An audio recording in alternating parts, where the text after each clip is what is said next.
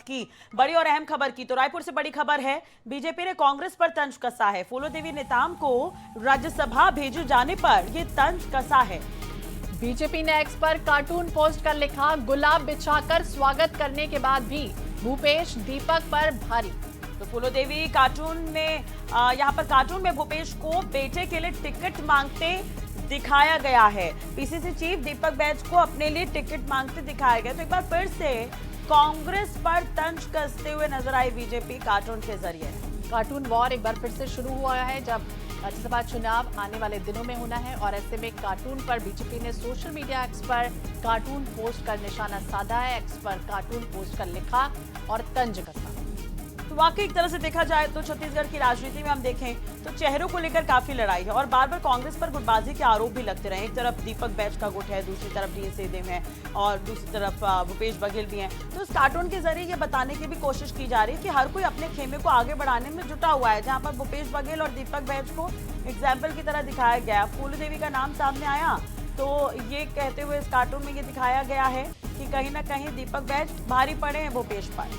बिल्कुल 3 धड़ों में जो बटी हुई कांग्रेस है वो नजर आती है और यह आरोप भी लगातार बीजेपी लगाती रही और यही वजह है कि अब इस तरह से बेटे के लिए टिकट मांगते दिखाया गया। तो बीजेपी ने सोशल मीडिया एक्स पर ये पोस्ट कर निशाना साधा। हालांकि अब इसके बाद क्या प्रतिक्रिया सामने आती है, कांग्रेस क्या कार्टून वॉर जारी करता है, क्या कार्टून जारी करता है और एक बार फिर से तंज कसता है।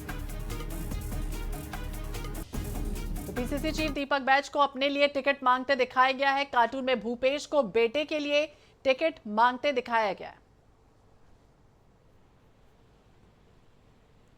और इसी विषय पर बातचीत करेंगे। कांग्रेस के प्रवक्ता धनंजय सिंह ठाकुर जी हमारे साथ जुड़ गए हैं। धनंजय जी, बहुत बहुत स्वागत है आपका INS 24/7 पर। और जिस तरह से बीजेपी ने सोशल मीडिया एक्स पर ये कार्टून पोस्ट कर लिखा है, क्या कुछ कहेंगे इस तंज पर आप? देखिए, भारतीय जनता पार्टी में लक्ष्मी वर्मा जी को राज्यसभा के सदस्य बनाने के बाद आपसी अंतरकलह बढ़ चुका है। आपको ध्यान होगा कि लक्ष्मी वर्मा जी को राज्यसभा सदस्य प्रत्याशी घोषित होने के बाद सरकार के मंत्री केदार कश्यप जो है भाजपा के महामंत्री नवीन मार्कंडेय जी को ले जाकर राज्यसभा की नामांकन फॉर्म खरीदाते हैं। आखिर उनको नामांकन फॉर्म खरीदने की क्या आवश्यकता थी? और भाजपा ने जो 7 लोगों का पैनल दिल्ली भेजा था उसमें लक्ष्मी वर्मा जी का नाम क्यों नहीं था? इससे समझ में आता है कि भारतीय जनता पार्टी लक्ष्मी वर्मा जी के नाम राज्यसभा सदस्य जाने से नाखुश है। इसीलिए नवीन मार्कंडेय जी से राज्यसभा का नामांकन फॉर्म खरीदवाए थे। मंत्री केदार कश्यप साथ में गए थे। इसका जवाब भारतीय जनता पार्टी को देना चाहिए। और कांग्रेस पार्टी में जितने भी दावेदार थे सबने अपनी बात को रखा है। फूलो देवी जी के नाम पर सहमति बनी, सारे नेता उसमें सहमति प्रदान की है।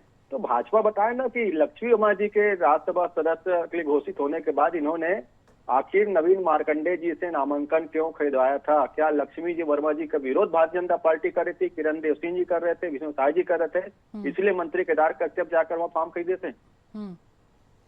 देखिए, लेकिन धनंजय जी बात यह है कि कांग्रेस पर बार बार सवाल उठते हैं। ये कोई पहली बार नहीं है।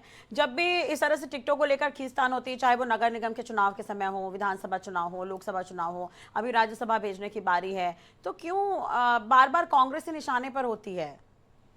देखिए, भारतीय जनता पार्टी अपने पाप छुपाने के लिए, अपने संगठन के जो अंतरकलह छुपाने के लिए कांग्रेस नेताओं पर झूठे आरोप लगाते हैं।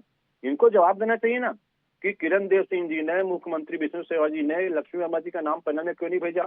और जब लक्ष्मी वर्मा जी का नाम तय हो गया तो फिर केदार कश्यप ने किसके कहने पर नवीन मार्कंडेय को ले जाकर राज्यसभा के नामांकन फॉर्म खरीदवाए थे? ये तो सीधा सीधा लक्ष्मी वर्मा जी का विरोध भारतीय जनता पार्टी में हो रहा है। भारतीय जनता पार्टी नेता कर रहे, उससे सहमति नहीं है, इसलिए इस प्रकार के वहां पे कार्टूनबाजी जारी करके अपने पाप को छुपा रहे हैं। जी धनंजय जी, अब क्या प्रतिक्रिया होगी कांग्रेस की, क्योंकि जिस तरह से वार किया गया, भूपेश को बेटे के लिए टिकट मांगते दिखाया गया, कार्टून एक तरह से?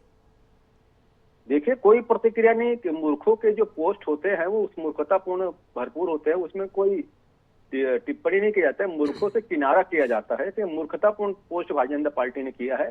इनको तो जवाब देना चाहिए कि विष्णु साय जी आखिर लक्ष्मी वर्मा जी के विरोध में क्यों हैं, किरण देव जी लक्ष्मी वर्मा के विरोध में क्यों हैं, और केदार कश्यप ने आखिर लक्ष्मी वर्मा जी के विरोध में नवीन मार्कंडेय जी को ले जाकर फॉर्म क्यों खरीदाया? इसका जवाब इनको देना चाहिए। चलिए ठीक है, बीजेपी को कोई प्रवक्ता जुड़ते तो जरूर उनसे ये सवाल मैं पूछती। बहुत बहुत शुक्रिया धनंजय जी बातचीत करने के लिए आपका।